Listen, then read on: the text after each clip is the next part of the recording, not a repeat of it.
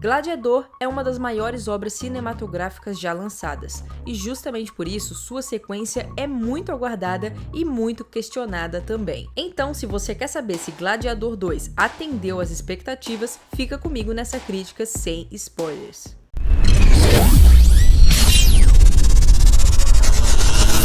Oi gente, eu sou a Rafa, seja muito bem-vindo ao canal. Eu já assisti Gladiador 2 a convite da Paramount e eu vim aqui para dizer para vocês se o filme é bom ou não. Então, sem mais enrolação, bora logo falar sobre. Gladiador 2 se passa 16 anos após os eventos do primeiro filme e a trama gira em torno de Lucius, o herdeiro do trono que, devido a alguns detalhes que eu não quero revelar aqui, meio que se torna um isolado afastado dos seus deveres imperiais. Um certo dia, o Império Romano, liderado pelo general Marcus Acácius, ataca a cidade em que o Lucius está vivendo e ele acaba sendo levado como prisioneiro. Já em Roma, o rapaz chama a atenção de um mercenário que o coloca como seu principal gladiador nos jogos do Coliseu. Pessoal, eu estava muito ansiosa por esse filme e, na mesma medida de ansiedade, eu posso dizer que estava com muito medo de me frustrar com essa sequência. Felizmente, esse não foi o caso e Gladiador me agradou muito. Apesar de ter sim algumas ressalvas que eu vou discorrer mais a respeito nessa crítica. Mas antes de já começar a falar negativamente sobre o filme, vamos falar um pouco sobre o que funciona aqui na sequência. E eu não consigo pensar por onde começar senão a sua grandiosidade. Porque sim, meus amigos, Gladiador 2 é muito grandioso e com toda certeza é um épico que não vemos com tanta frequência. Então, se você assistiu os trailers por aí e sentiu que o filme tinha uma vibe de épico, fique sabendo que você não se enganou e tudo que mostra lá realmente está no filme. E essa sequência é grandiosa e épica em vários quesitos. No elenco, na trilha sonora, nos figurinos, na fotografia, nas batalhas e em muito mais. Mas, se fosse para destacar entre todos esses que eu citei aqui, para mim, o que mais chama atenção mesmo são as batalhas, que estão bem sangrentas, muito bem coreografadas, tensas e estão incríveis junto com todo o trabalho de som que foi aplicado.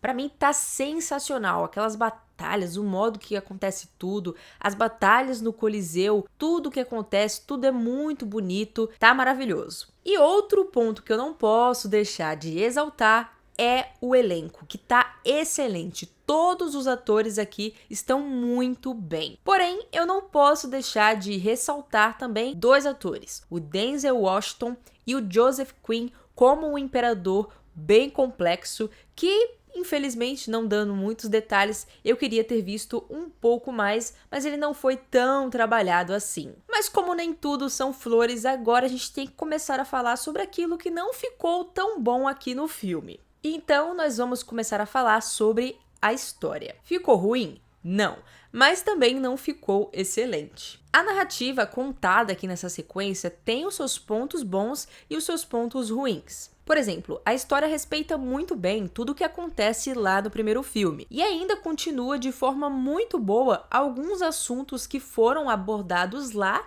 no primeiro filme e aqui eles até conseguem aprofundar mais isso de certa forma. Outro ponto alto na trama dessa sequência é que aqui nós temos um aspecto muito mais político. E a narrativa aborda os planos de alguns outros personagens que são bem interessantes, se tornando um verdadeiro jogo político que pode verdadeiramente mudar o futuro de Roma. E isso tudo, esse jogo político, que me fez até, de certa forma, tá, bem brevemente, me lembrar um pouco das coisas que acontecem lá em Game of Thrones. Mas de uma maneira pensativa, tá, gente? Não vai dizer que eu tô falando que o que acontece aqui é igualzinho Game of Thrones, que não é o caso. É mais na questão de esse pensamento político, de tudo que tá acontecendo por debaixo dos panos, enfim. Mas então, o que não ficou tão bom assim na trama, você deve estar se perguntando. E a resposta para essa pergunta é o protagonista. Que, veja bem, não quer dizer que o Paul Mescal, que faz aqui o Lucius, esteja ruim. Não, muito pelo contrário. Como eu falei antes, o elenco do filme, todas as pessoas, todos os atores estão muito bem.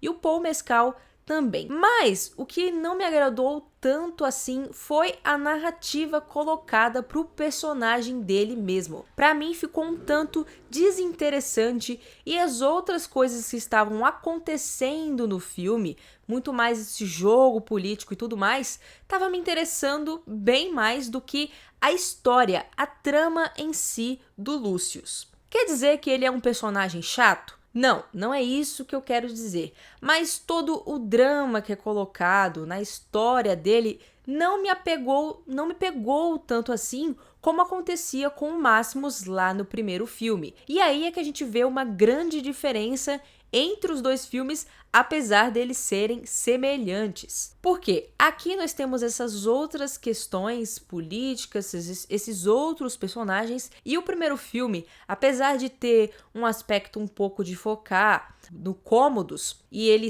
querer ser o imperador e tudo mais, a história era totalmente focada no Máximos e no drama dele, na perda dos filhos dele, e tudo isso era muito aprofundado. A atuação do Russell Crowe e como a história era aprofundada nele, apesar de ser muito simples, deixava a gente totalmente apegado àquele personagem, e quando ele morre no final, a gente sente muito a perda dele. Já aqui, apesar de ter sim algo que acaba afetando muito a vida do Lucius, que eu não quero dar detalhes sobre o que é, não é algo que faça a gente sentir tanto por ele, sentir tanto pelo que ele está lutando. E isso acaba ficando um pouco raso e não me fazendo me apegar tanto assim ao personagem. Eu não queria que ele morresse, afinal de contas ele era o protagonista, mas se ele morre ou não, porque eu não vou falar aqui, já que é uma crítica sem spoilers, eu não senti ou não sinto tanto assim pela perda dele comparado com o Máximos lá do primeiro filme.